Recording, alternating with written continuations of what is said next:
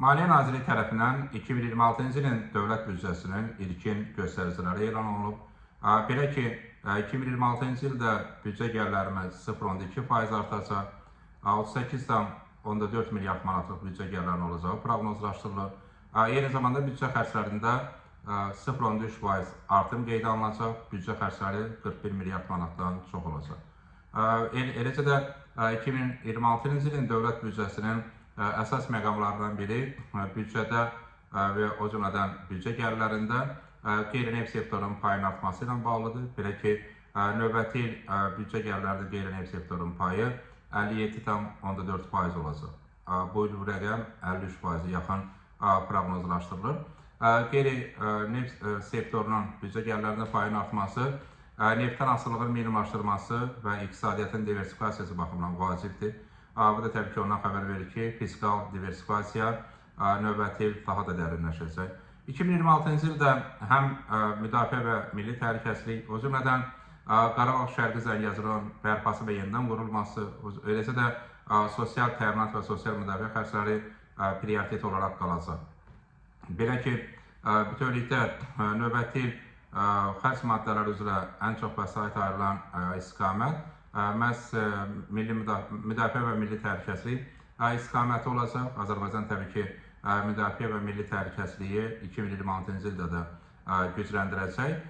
Eyni zamanda iqtisadi fəaliyyətə də ayrılan vəsaitin həcminin artırılması nəzərdə tutulur. Burada təbii ki, Qarabağ və Şərqi Zəngəzurun bərpası xüsusilə qeyd olunmalıdır. Sosial təminat və sosial müdafiə xərclərində də artım nəzərdə tutulub. Ümumiyyətlə, nəzərə alsaq ki, ilkin proqnozlara əsasən gələn il büdcə xərclərinin 40%-dən çoxu məhz sosial istiqamətə yönəldiləcək.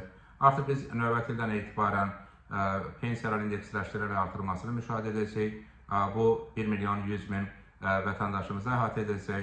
Bu xərclər təbii ki, büdcədə nəzərə alınıb. Eyni zamanda digər istiqamətlərdə dəyişikliklər də təbii ki, xüsusən də sosial təminatla yanaşı sahibkarların dəstəklənməsi, maliyyə resurslarına çıxış imkanının artırılması da əsas prioritetlərdir. Bütövlükdə 2026-cı ilin dövlət büdcəsi Cənab Prezident tərəfindən müəyyənləşdirilmiş yeni dövrün yeni hədəflərinə uyğun olaraq müəyyənləşib və tərtib olunub və təbii ki, burada həm iqtisadi hədəflər, həm sosial təminatla bağlı həyata keçirilən siyasət, məskunlaşma, məşğulluğun daha yaxından dəstəklənməsi kimi tədbirlər öz əksini tapıb.